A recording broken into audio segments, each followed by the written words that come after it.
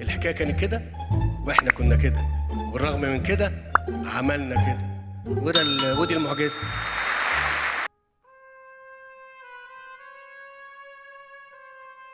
هنكمل في حلقة النهاردة اللي بدأناه في الحلقة اللي فاتت، فلو ما شفتش الحلقة اللي فاتت فهسيب لكم اللينك بتاعها في الديسكريبشن وفي أول كومنت، مهم جدا تشوفوها.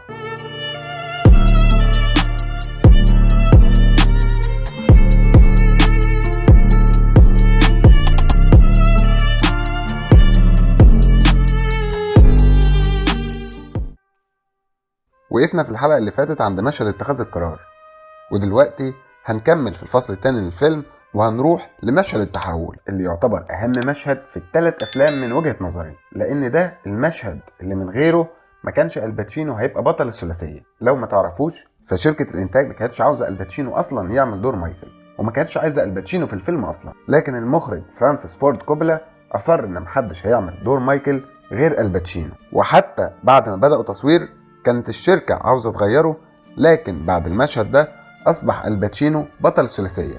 المشهد ده هو مشهد المطعم. العيلة بتوافق على خطة مايكل وبتتفق ان مايكل هيقابل ماكلوسكي وسلوزو في مطعم عام عشان امانه، وان كليمنزا هيخبي مسدس في حمام المطعم.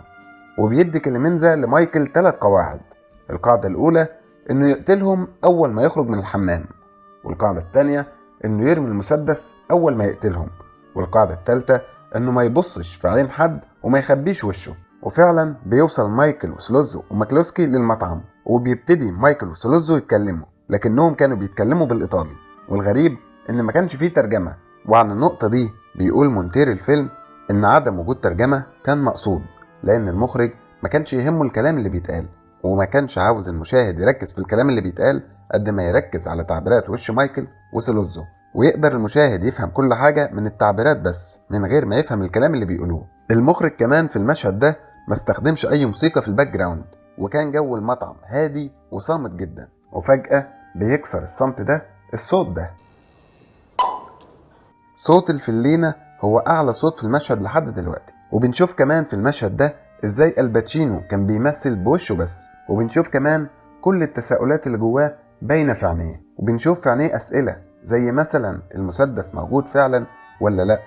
بنشوفه بيفكر في مصيره، وهل هينفذ الخطة ويدخل في شغل العيلة اللي هو اصلا كان رافضه. بنشوفه بيفكر يتحول ولا يرجع في كلامه وما ينفذش الخطة. كل ده بنشوفه في عينيه بس، يعني لو خبينا عينيه هيبقى المشهد ملوش اي معنى. بيستأذن مايكل حسب الخطة وبيروح الحمام، وفي الحمام بيدور على المسدس في المكان المتفق عليه. وبالمناسبة المخرج فرانسيس فورد كوبولا كان غير مكان المسدس من غير ما يعرف الباتشينو، عشان لما الباتشينو ما يلاقيهوش يتوتر، والمخرج كان عاوز يصور التوتر ده طبيعي، لان المفروض ان مايكل في المشهد ده كان متوتر، وفعلا ظهر التوتر على مايكل حقيقي 100%. بيقف مايكل في الحمام يفكر وبنشوفه متردد، وساعتها بنسمع صوت القطر اللي بيعدي جنب المطعم، رغم اننا اصلا مش عارفين مكانه ولا شايفينه. الصوت اللي كان بيشبه صوت فوران البركان، الصوت اللي كان بيعبر عن غضب مايكل من جواه. وبعد الصوت ده بيخرج مايكل من الحمام، وبنشوف كادر من اروع الكادرات الموجودة في الفيلم. بنشوف ازاي مايكل واقف وقدامه مصيره. بنشوف مايكل وهو واقف وعارف ان مصيره ومستقبله في ايد الاتنين دول. وبعد كده مايكل بيرجع يقعد معاهم تاني، وبكده يكون كسر القاعدة الاولى اللي قاله عليها كليمنزا، وهي انه كان المفروض يقتلهم اول ما يخرج من الحمام، لكنه قعد معاهم. وبنشوف عينه تاني، وبنشوف التردد تاني، والتساؤلات بتظهر تاني. بنشوف بوضوح التساؤل جوه عين مايكل وهو بيسأل نفسه اقتلهم وتتغير حياتي ولا لا. وفي وسط التردد ده بنسمع صوت الغليان تاني، وبنسمع صوت القطر تاني، الصوت اللي خلى مايكل في اللحظة دي يقوم ويقتلهم.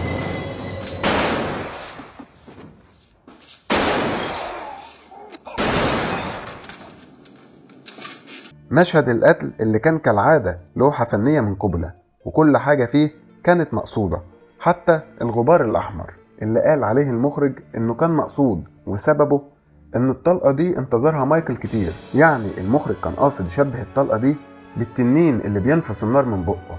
الغبار ده كان غبار الطلقة اللي طلعت بعد غليان كتير جوه مايكل.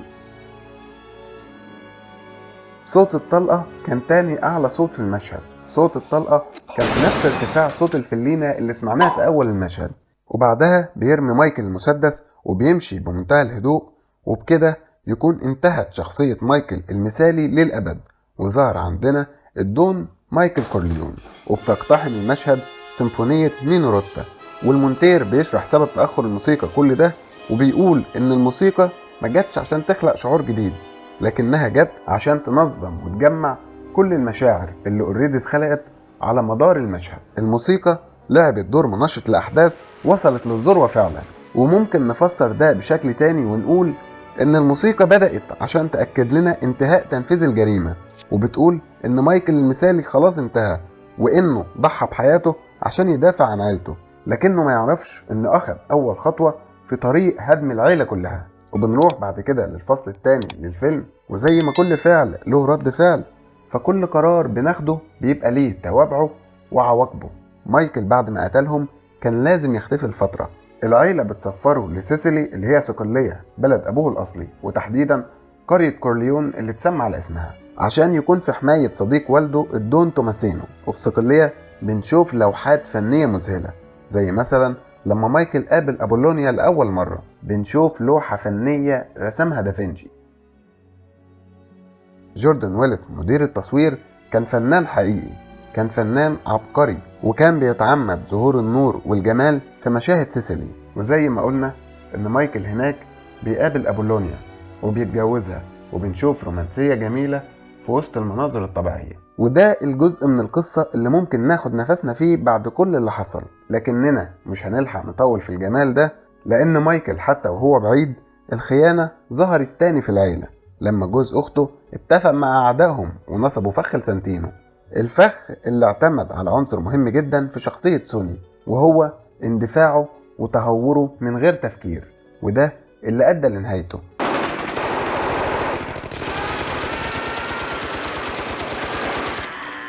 وبعدها بيجي وقت بوناسيرا الحنوتي عشان يرد الدين اللي عليه للجاد فازر.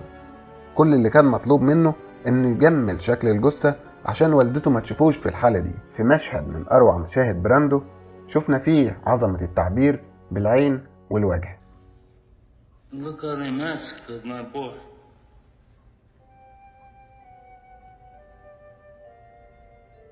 وبعد قتل سانتينو، أبولونيا مرات مايكل هي كمان بتروح ضحية الخيانة وبتنفجر بيها العربية. وهي دي حياة مايكل الجديدة اللي اضطر انه يعيشها، وهي دي عواقب قراره.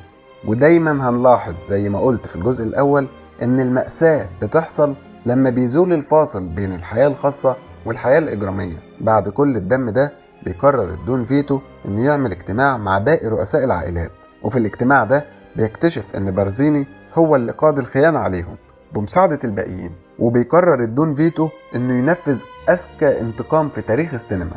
الدون فيتو قرر انه يتنازل عن دم ابنه ويتصالح معاهم. ايوه انت سامع صح، الدون فيتو اتنازل عن طاره، وهو ده اذكى انتقام. وتعال اشرح لك ازاي. فيتو كان عارف ان مايكل هو اللي شبهه، ولكنه ما كانش عاوزه يدخل في اعمال العيلة. ولكن بعد دخول مايكل في اعمال العيلة راح فيتو اتنازل عن حقه وتصالح مع العائلات عشان يضمن رجوع مايكل بأمان. وبعد رجوع مايكل فيتو خلاه هو الجاد فازر رسميا، وبقى هو على راس العيلة. وبكده يكون جاب لهم الوحش اللي كان مربيه واللي ما كانوش عاملين حسابه. وجه دور مايكل عشان يصفي كل حسابات العيلة معاهم وينتقم من كل اللي خانوه. وبكده يكون فيتو انتقم منهم بشكل غير مباشر وبمنتهى الذكاء.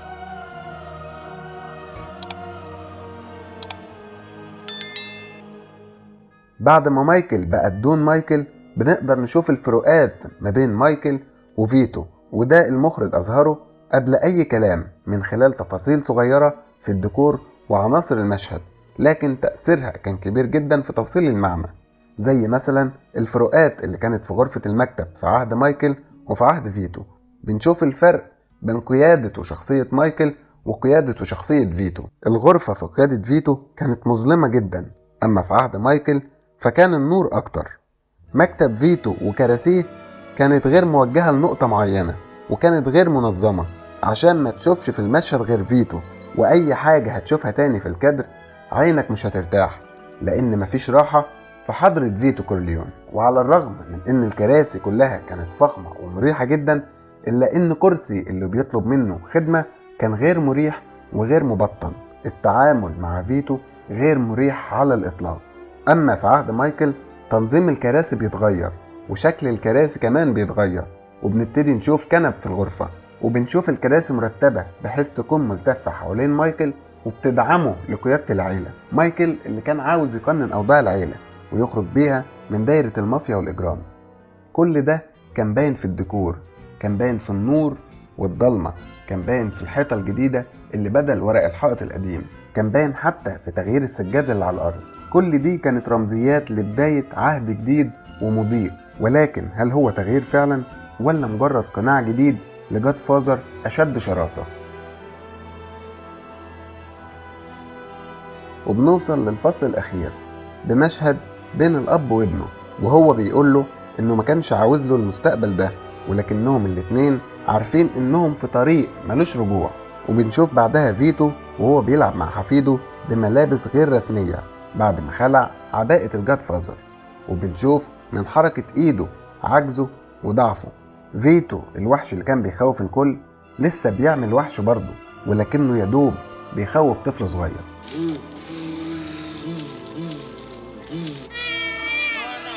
وبيموت فيتو وسط الزرع، وبيفتح المخرج الكادر عشان يبان كأنه بذرة في وسط الزرع، وكأن كوبولا عاوز يقول إن بذرة العيلة ماتت، إن أساس العيلة ومؤسسها مات.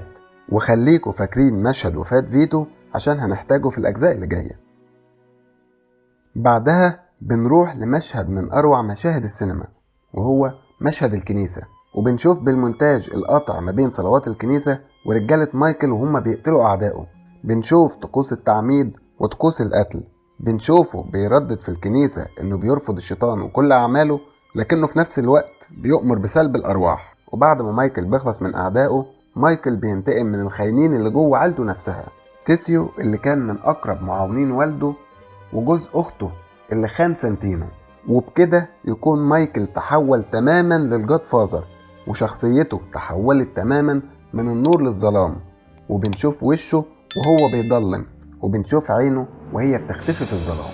وطبعا لازم يبني الفاصل ما بين حياته الإجرامية وحياته العائلية. وزي ما الفيلم بدأ في ظلام عالم الجاد فازر الأب، بينتهي بظلام عالم الجاد فازر الابن.